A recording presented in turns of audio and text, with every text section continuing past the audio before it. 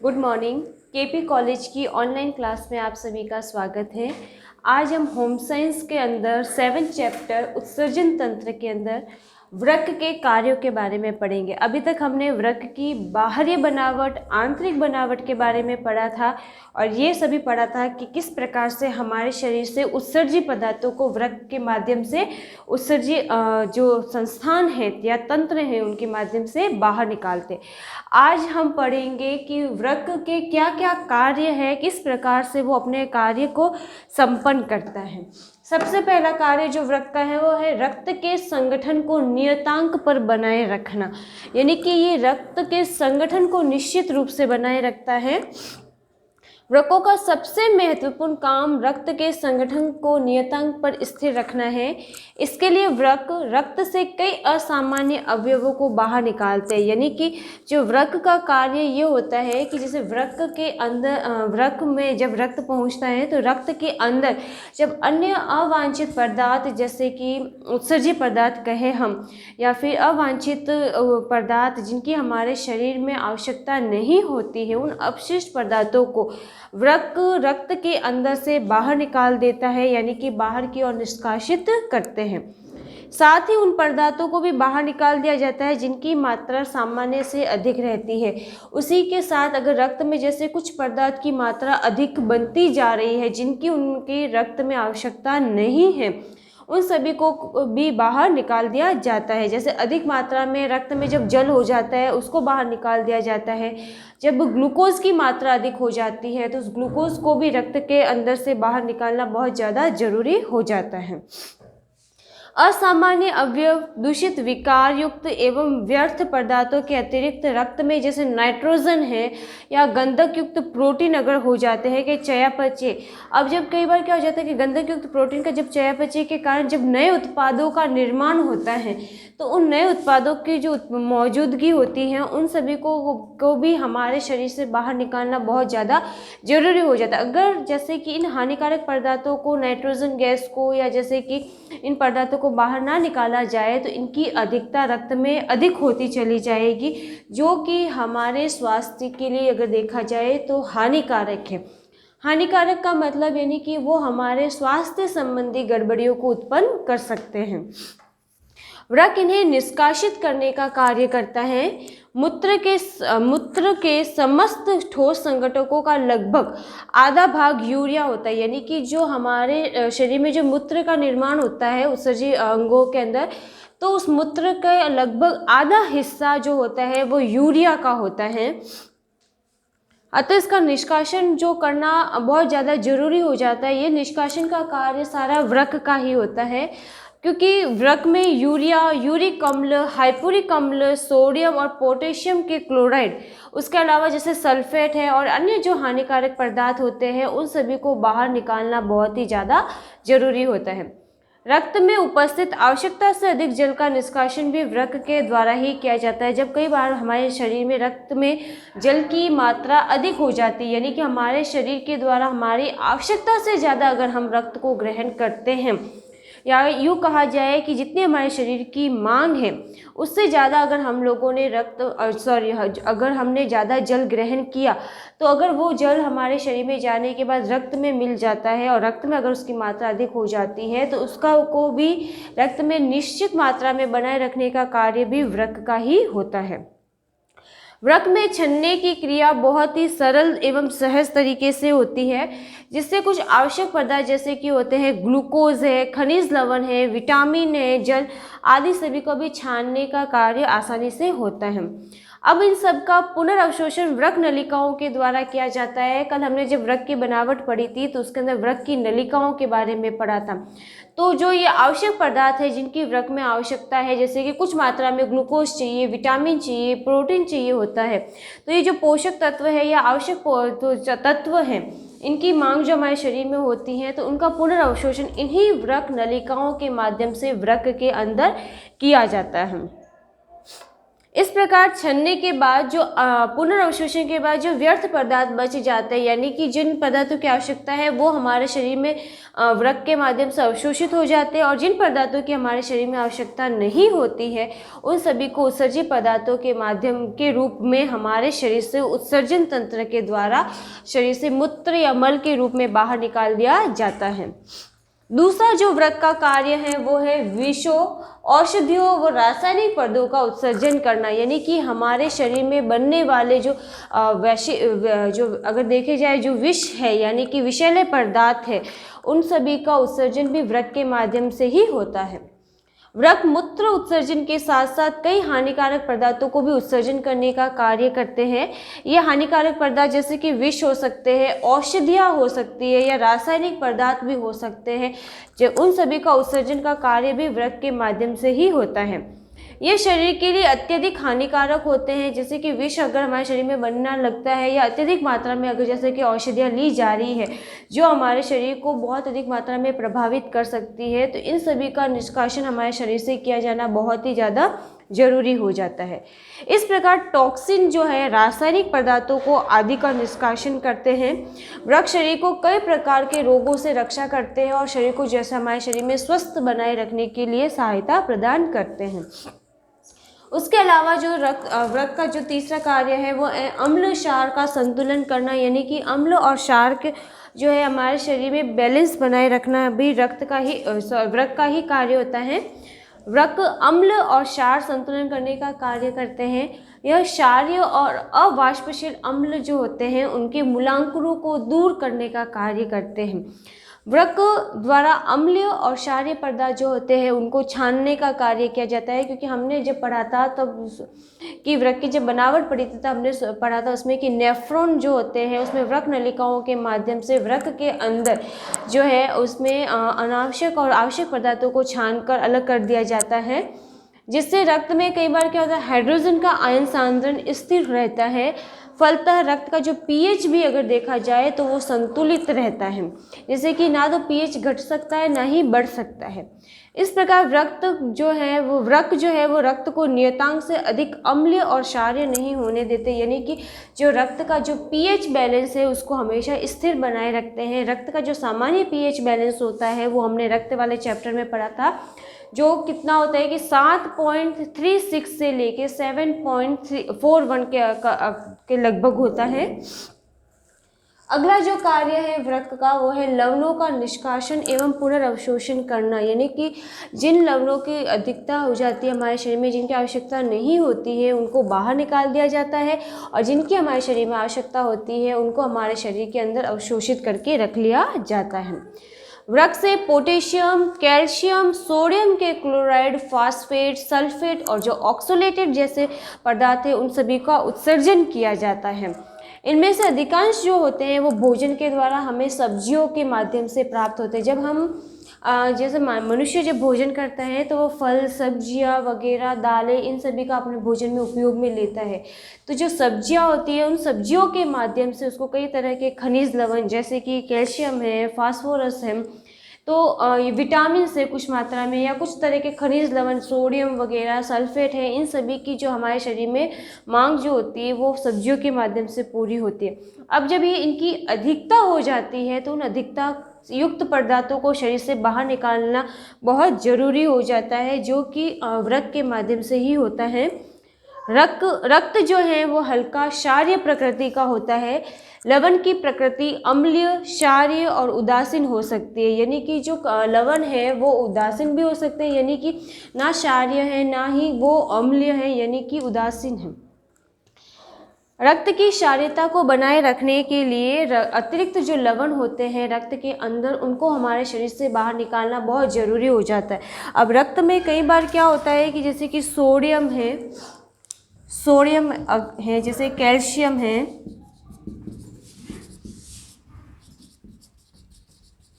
Phosphate, या फिर sulphate जैसे कि ये पदार्थ जब अधिकता हो जाती है अगर हमारे रक्त के अंदर, तो उनको वृक्क के माध्यम से ही बाहर निकाल कर जो रक्त का जो पीएच बैलेंस है उसको निश्चित बनाया रखा जाता है, यानी कि उसको और बढ़ने से रोका जाता है।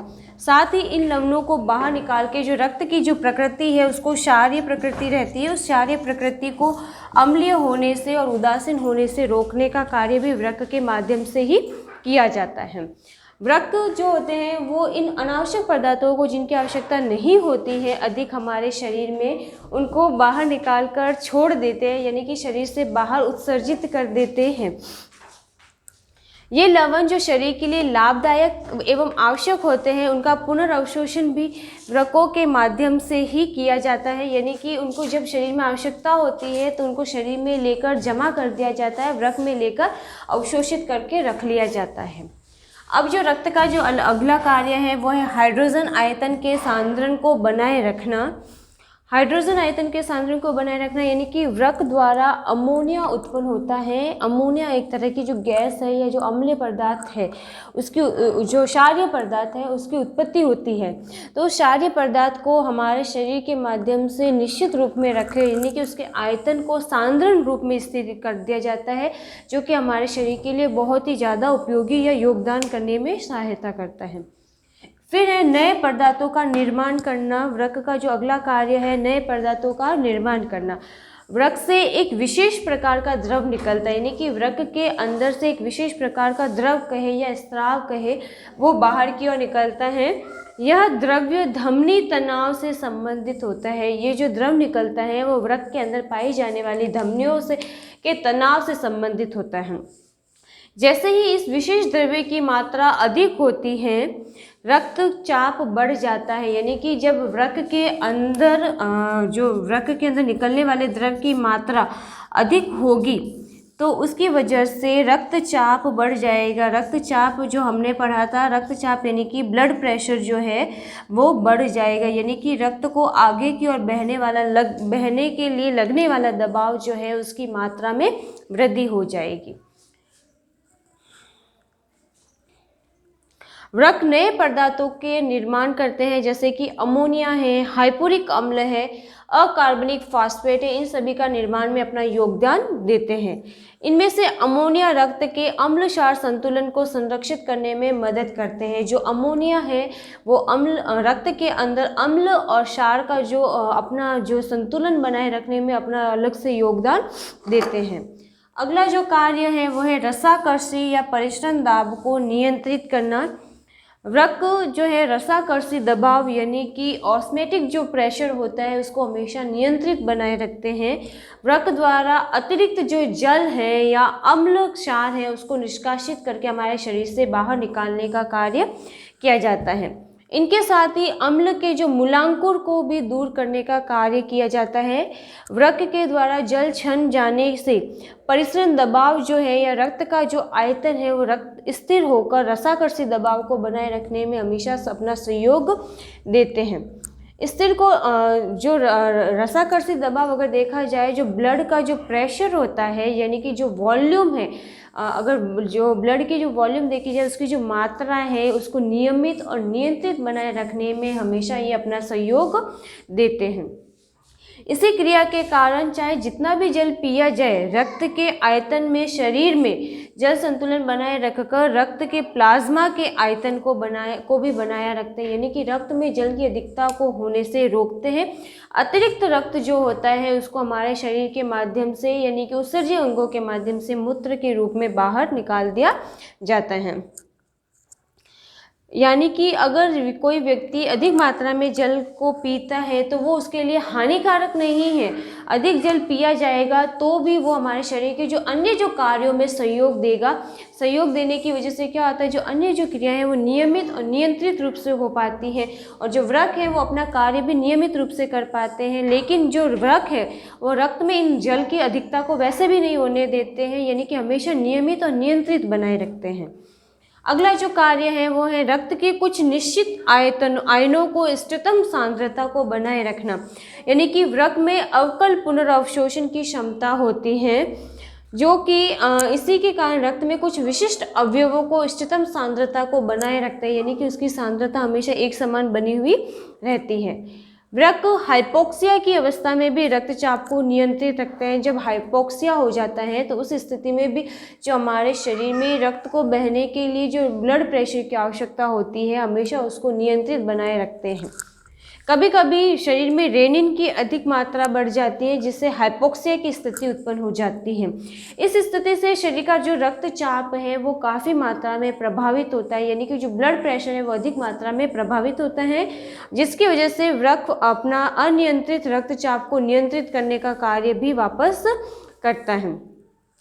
अब जो वृक्क है वो हमारे ब्लड प्रेशर को अगर देखा जाए को नियमित और नियंत्रित बनाए रखने का कार्य करते हैं, यानी कि हमेशा अपना एक समान रूप से ब्लड को आगे की ओर पहुंचाया जाता है, उस पर लगने वाला दबाव को हमेशा नियमित और नियंत्रित रखते हैं। रक्त में ग्लूकोज की मात्रा को नियतांक तक बनाए रखना, ये अगला जो कार्य है रक्त का। रक्त में एक नियत मात्रा तक ही ग्लूकोज रहनी चाहिए, यानी कि हमारे शरीर में जब हमने पढ़ा था कि जब ग्लूकोज की अधिकता हो जाती है तो डायबिटीज़ होने की संभावना होती है। तो जो वृक्क है वो क्या करते हैं कि हमेशा रक्त में एक निश्चित मात्रा में ग्लूकोज की स्थिति को बनाए रखते हैं, यानी कि ग्लूकोज को ना तो कम होने देते हैं ना ही अधिक होने देते हैं। अगर जैसे कि हम देखें रक्त में अगर ग्लूकोज की मात्रा अधिक हो जाती है तो ऐसी स्थिति में डायबिटीज़ होने की संभावना रहती है। तो रक्त में हमेशा ग्लूकोज के स्तर को नियमित और नियंत्रित करने का कार्य भी वृक्क का ही रहता है। यदि रक्त में अगर नियत मात्रा में ग्लूकोज अधिक या कम हो जाता है तो असामान्यता के कई लक्षण हम देखते हैं। रक्त में ग्लूकोज को अधिक मात्रा होने से हाइपरग्लाइसेमिया नामक बीमारी भी हो सकती है। इसी तरह रक्त में अगर ग्लूकोज की कमी से हाइपरग्लाइसेमिया बीमार हो जाती है तो एक स्वस्थ व्यक्ति के लिए दोनों ही अवस्थाएं हानिकारक होती है, यानी कि ना तो कमी होनी चाहिए हमारे शरीर में ना ही ग्लूकोज की अधिकता होनी चाहिए।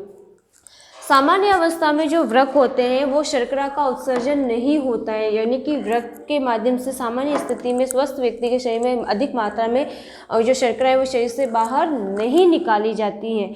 अगर जैसे रक्त में अगर हम देखें ग्लूकोज का स्तर बढ़ता जाएगा तो ऐसी स्थिति में ग्लूकोज को शरीर से बाहर निकालना बहुत ज़रूरी हो जाएगा।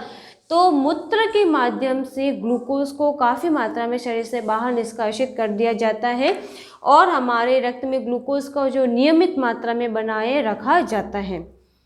ग्लूकोज ऑक्सीजन के संपर्क में आकर हमेशा कार्बन डाइऑक्साइड एवं जल में बदल जाते हैं, जो कि ताप की उत्पत्ति होती है। अब जब ग्लूकोज किसी ऑक्सीजन के संपर्क में आता है तो कार्बन डाइऑक्साइड यानी कि CO2 गैस का निर्माण करता है, उसके साथ ही जल में बदल जाता है, जिसकी वजह से हमारे शरीर में एक ताप की उत्पत्ति होती है, यानी कि हमारे शरीर का ताप बढ़ने लगता है। अतिरिक्त ग्लूकोज यकृत में ग्लाइकोजन के रूप में संग्रहित हो जाता है। हमने पढ़ा था कि जब कई बार हमारे शरीर में ग्लूकोज की अधिकता हो जाती है तो वो वृक्क में ग्लाइकोजन के रूप में जमा हो जाता है, और जब हम भूखे रहते हैं या उपवास या व्रत की स्थिति उत्पन्न होती है तो ऐसी स्थिति में जब हमको सही मात्रा में हमें भोजन नहीं मिल पाता है या हम नहीं खा पाते हैं तो यही ग्लाइकोजन के रूप में जमा जो ग्लूकोज है वापस ग्लूकोज में परिवर्तित होता है और हमारे शरीर में ऊर्जा देने का कार्य करते हैं।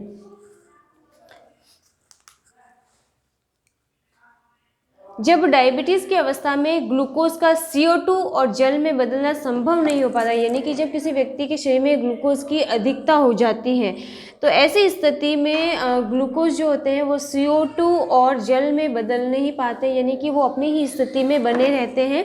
इंसुलिन के अभाव की स्थिति में अगर देखा जाए तो उत्तकों में जैसे दशा में उत्तक में इसका प्रयोग नहीं कर पाते, जो कि उत्तक है वो ग्लूकोज को अपने शरीर के अंदर पूरी तरीके से काम में नहीं ले पाते हैं, और जो ये ग्लूकोज है वो हमारे रक्त में जमा होने लग जाता है, जिससे रक्त में शर्करा की मात्रा बढ़ जाती है। जैसे जैसे रक्त में अब अगर हम देखें शर्करा बढ़ेगी और शर्करा की अधिकता हो जाएगी, वैसे ही वृक्क की प्रतिक्रिया यानी कि उसका जैसे ही वो देखता है कि रक्त के अंदर जो है ग्लूकोज बढ़ता जा रहा है, वैसे ही जो वृक्क है अपनी प्रतिक्रिया करना शुरू कर देता है, और जो ज़्यादा मात्रा में ग्लूकोज जब बनने लगता है तो उस ग्लूकोज को हमारे शरीर में उत्सर्जी अंगों के द्वारा उत्सर्जी अंगों के द्वारा मूत्र के साथ में जैसे ग्लूकोज को शरीर से बाहर निकाल दिया जाता है, जिससे कि हमारे शरीर में डायबिटीज़ होने का खतरा नहीं रहता या अधिकता नहीं होती। क्योंकि अगर ग्लूकोज की अधिकता होगी तो भी उसके लक्षण दिखाई देंगे, जैसे चक्कर आना वगैरह। कमी होगी तो भी हमको उसके लक्षण दिखाई देंगे। अगला जो कार्य है वो है लोहिताणु जनन के नियंत्रण में मदद करना। वृक्क लोहिताणु जनन के नियंत्रण में मदद करते हैं। ग्लोमेरुलर कोशिकाओं का स्रावन करते हैं। यह ग्लोमेरुलर एरिथ्रोप्रोटीन का निर्माण करते हैं। यह एरिथ्रोप्रोटीन का लोहिताणु जनन के नियंत्रण में हमेशा मदद करने की का कार्य करते हैं। फिर अगला जो कार्य है वृक्क का है वो है एसिडोसिस की अवस्था में वृक्क की अधिक मात्रा में अम्लों को उत्सर्जित करने लगते हैं। यानी कि जब एसिडोसिस की अवस्था आ जाती है तो उस समय वृक्क जो है अधिक मात्रा में हमारे शरीर से अम्लों को उत्सर्जित करते हैं, यानी कि बाहर की ओर निकालते हैं, जिससे रक्त की क्षारीयता हमेशा बरकरार रहती है। यानी कि जो रक्त है वो हमेशा क्षारीय प्रकृति का रहता है, उसमें अम्लता को बढ़ने से ये रोकते हैं। रक्त बाइकार्बोनेट की प्रकृति क्षारीय होती है। यह अम्लों के संपर्क में कार्बोनिक अम्ल की उत्पत्ति करके उसको उदासीन लवण के रूप में बदल देते हैं। इसलिए रक्त का क्षारीय जो संचित भंडार भी कहा जाता है, यानी कि रक्त की हमेशा प्रकृति क्षारीय ही बनी रहती है। जब यह क्षारीय संचय कम हो जाता है तो अम्लों के उदासीनीकरण की क्रिया करनी पड़ती है, कम पड़ जाती है, जिससे वृक्क कार्य करने लगते हैं और वृक्क कार्य करने के कारण अम्ल को निष्कासित कर दिया जाता है। यानी कि अत्यधिक अम्ल जो होता है वो हमारे शरीर से बाहर निकाल कर छोड़ दिया जाता है। तो आज हमने वृक्क के कार्यों के बारे में पढ़ा कि वृक्क कौन कौन से कार्य करते हैं। अगला जो हमारा इसके साथ उत्सर्जी अंगों के साथ जो टॉपिक है वो है त्वचा। त्वचा यानी कि हमारी स्किन जो होती है उसके बारे में, कि त्वचा की बनावट कैसी है, उसके क्या कार्य है, किस प्रकार से त्वचा हमारे शरीर में अपना योगदान देती है। त्वचा अगर देखें तो हमारे शरीर की जो बाहरी परत है, यानी कि जो हमारे बाहरी आवरण से शरीर की संपूर्ण शरीर को एक रक्षा के सूत्र में बांध के रखती है, या एक तरीके से बाहरी आवरण बना रही है। जो जितने भी बाहरी हस्तक्षेप है, चोट है, दबाव है या बाहरी वातावरण है, उन सभी से हमारे शरीर की रक्षा करती है। या यूँ कहे हमारे शरीर की जैसे कि बाहरी सुरक्षात्मक झिल्ली अगर जो देखी जाए तो वो हमारे शरीर में त्वचा ही होती है। अब त्वचा हमारे शरीर में सुरक्षा का कार्य करती है, जैसे कि कई बार चोट है, रगड़ है, दबाव है, तो ये सारा सहन त्वचा के माध्यम से ही किया जाता है, ताकि वो जो सीधा आने वाला झटका या दबाव जो है वो हमारे शरीर के आंतरिक अंगों तक नहीं पहुंच पाता है, ताकि त्वचा हमारे शरीर में बाहरी रक्षात्मक एवं क्रियात्मक झिल्ली का कार्य करना शुरू कर देती है। हमारा संपूर्ण शरीर त्वचा के द्वारा ढका हुआ रहता है। यानी कि हमारे शरीर को अगर देखा जाए सर से लेकर पैर तक, जो ऊपरी जो ये परत हमको दिखाई देती है यही त्वचा है, यानी कि इसको स्किन के रूप में भी हम जानते हैं। अब जो ये त्वचा है, ये त्वचा भी हमारे कई परतों की बनी हुई रहती है, यानी कि ये सिर्फ एक ही परत नहीं है, ये बहुत सारी परतें आपस में मिलकर त्वचा का रूप बनाती हैं। अब जो ये त्वचा है ये हमारे शरीर में बाहरी वातावरण, यानी कि बाहरी धूल है, धूप है, ठंड है, पानी है, गर्मी है, ताप, दाब, अगर चोट देखी जाए तो इन सभी से हमारे शरीर की रक्षा करती है, या इन सभी से हमारा संबंध बनाए रखती है। अब जैसे सर्दी होने पर, गर्मी होने पर, या धूप हो, चोट लग जाए, दर्द हो, पीड़ा हो, इन सभी का अनुभव हमको हमारी सी त्वचा के माध्यम से होता है।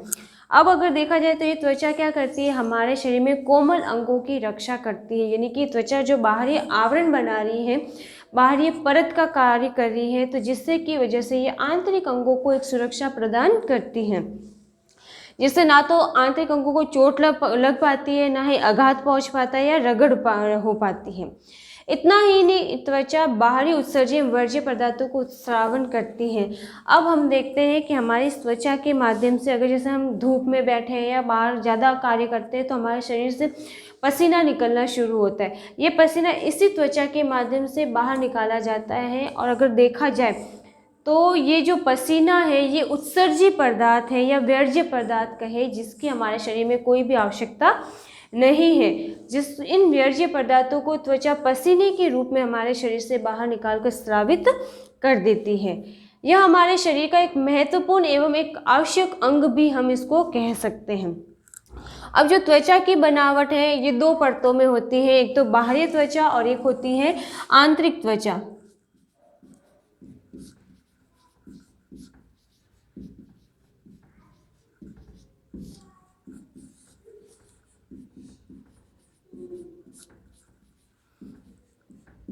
बाहरी त्वचा और दूसरी है आंतरिक त्वचा।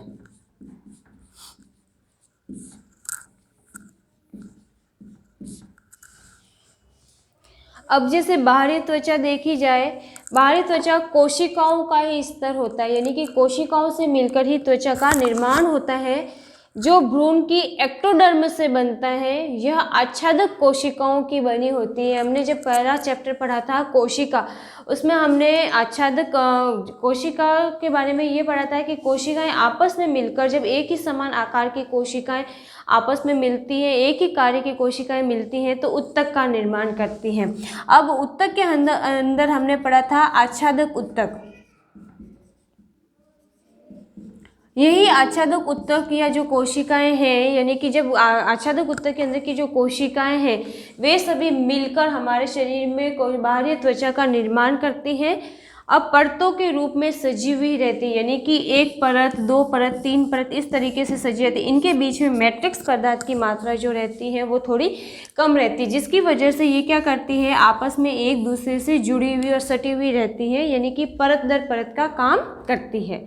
अब इनकी परतों को बाहर से भीतर की ओर चार भागों में बांटा गया है, यानी कि जो बाहरी त्वचा है इसको भी आगे की ओर चार भागों में बांटा गया है। पहला है कॉर्नियम स्तर, यानी कि इसको देखने पे सबसे पहले हमको कॉर्नियम स्तर जो है वो हमारे शरीर में त्वचा के नीचे दिखाई देता है। सबसे पहले जो स्तर रहेगा वो है कॉर्नियम। दूसरा है लूसिडम स्तर,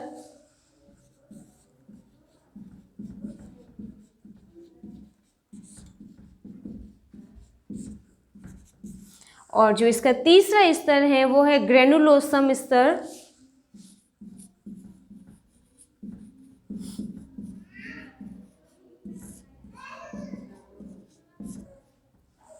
और जो फोर्थ स्तर है इसका है मेलिपीजियन स्तर, यानी कि चार परतों के अंदर ये बाहरी त्वचा पाई जाती है।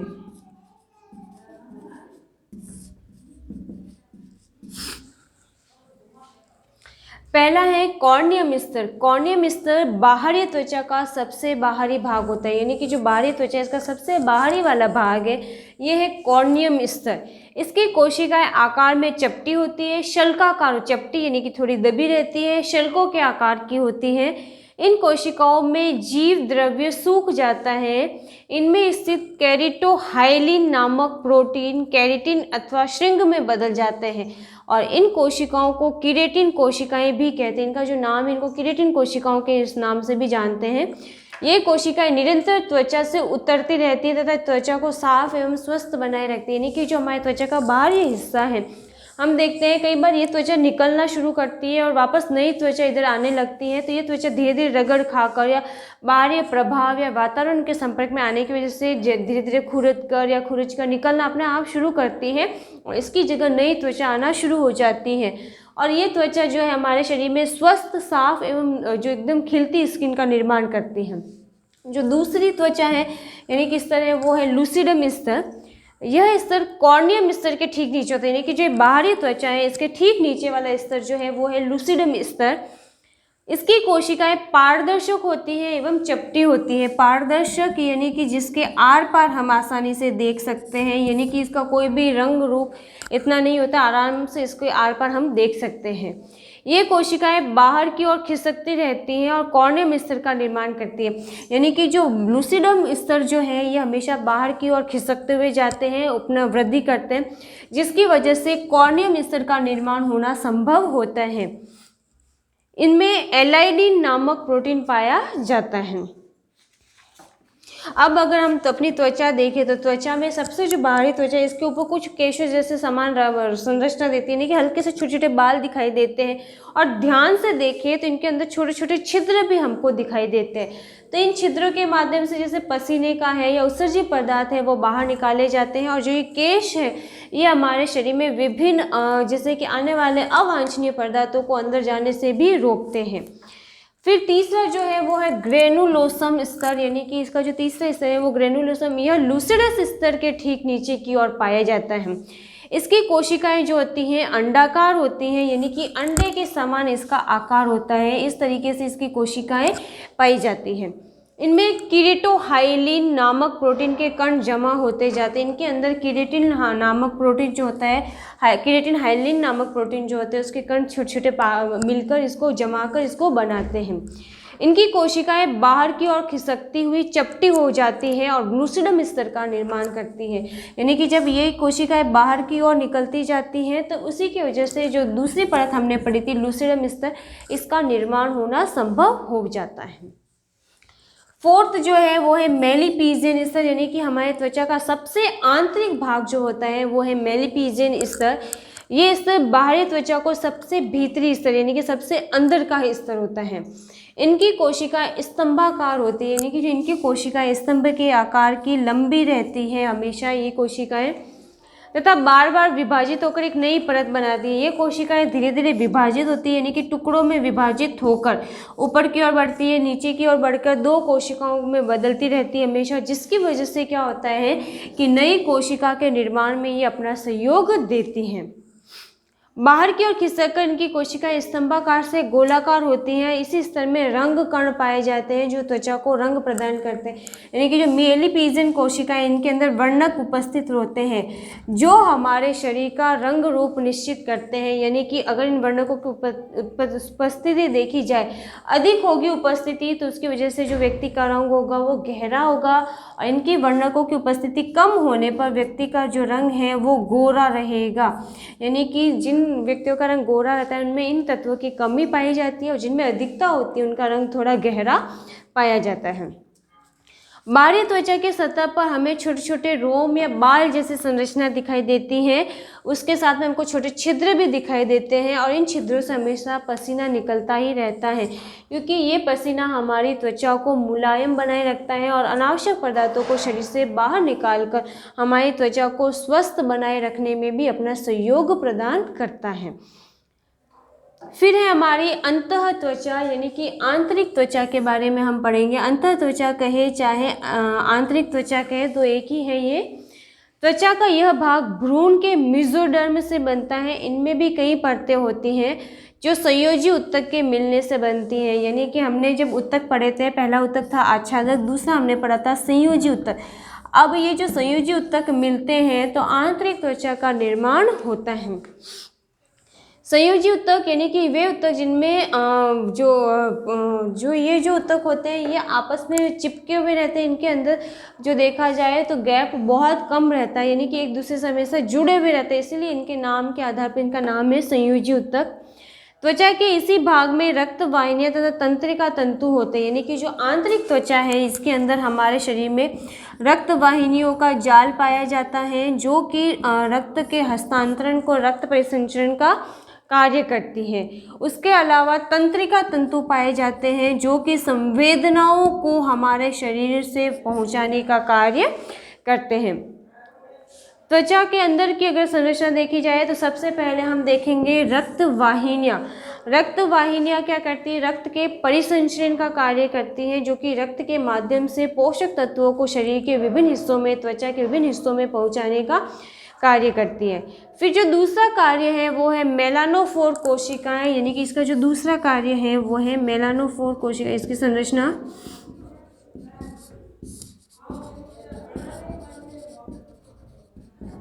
मेलानोफोर कोशिकाएं, इसमें मेलानिन नामक वर्णक पाए जाते हैं। अब मेलानिन हमने पढ़ा था कि जो हमारी त्वचा को रंग प्रदान करने हैं, उत्तकों की जब हमने बनावट पढ़ी थी तो उसमें मेलानिन नामक हमने वर्णक पढ़ा था। ये मेलानिन जो है हमारे शरीर में त्वचा का रंग प्रदान करता है, जो कि गोरा, काला, गेहुआ इस तरीके के रंग हमको प्रदान करते हैं। फिर है इलास्टिक तंतु। तीसरा जो इसका संरचना है वो है इलास्टिक तंतु। इलास्टिक तंतु अगर नाम से ही देखें तो जैसे इलास्टिक का मतलब होता है रबड़ के समान लचीला होना, यानी कि इनके अंदर थोड़ा सा अपने आप में अपने त्वचा को जैसे हमने दबाया करा तो उसकी वजह से लचीलापन होने की वजह से वो थोड़ा फैल जाती है वगैरह, इस तरह की इसमें गुण पाया जाता है। फिर आती है स्वेद ग्रंथियाँ। स्वेद का मतलब होता है पसीना उत्सर्जित करने वाली ग्रंथियाँ, यानी कि इन ग्रंथियों के माध्यम से पसीना जो होता है उसका निर्माण होता है और उसको हमारे शरीर से बाहर निष्कासित कर दिया जाता है। फिर है तेलीय ग्रंथियाँ। तेलीय ग्रंथियाँ जो होती हैं वो हमारे शरीर में त्वचा के नीचे तेल का निर्माण करती हैं और उन तेलों को हमारे जो होते हैं वो शरीर को यानी कि त्वचा को चिकना बनाए रखने में हमेशा सहायता प्रदान करते हैं और मुलायम बनाते हैं। फिर है स्तन ग्रंथियाँ। यह ग्रंथियाँ केवल स्त्रियों में पाई जाती हैं। इन्हीं ग्रंथियों के द्वारा दुग्ध का स्रावन होता है जिससे नवजात शिशु का पोषण होता है। फिर है हमारे संवेदी केंद्र। संवेदी केंद्र जो देखा जाए तो संवेदी का मतलब होता है संवेदना लेने वाला, जैसे कि चुभन है, दर्द है, या फिर छूने का, स्पर्श का है, ठंड का है, दर्द कह सकते हैं, या फिर किसी तरह की कोई पीड़ा हो गई, चोट लग गई, तो इन सभी सूचनाओं को जो ग्रहण करने का कार्य करता है वो संवेदी केंद्र के माध्यम से ही किया जाता है और इसी के माध्यम से जो संवेदना है हमारे मस्तिष्क तक पहुंचाई जाती है, जिसका एहसास हमें इसी त्वचा के माध्यम से होता है। तो ये अभी तक हमने पढ़ा त्वचा की बाहरी बनावट और आंतरिक बनावट। अगर आपको किसी भी प्रकार की कोई क्वेरी है तो आप इस नंबर पर कांटेक्ट कर सकते हैं। Thank you.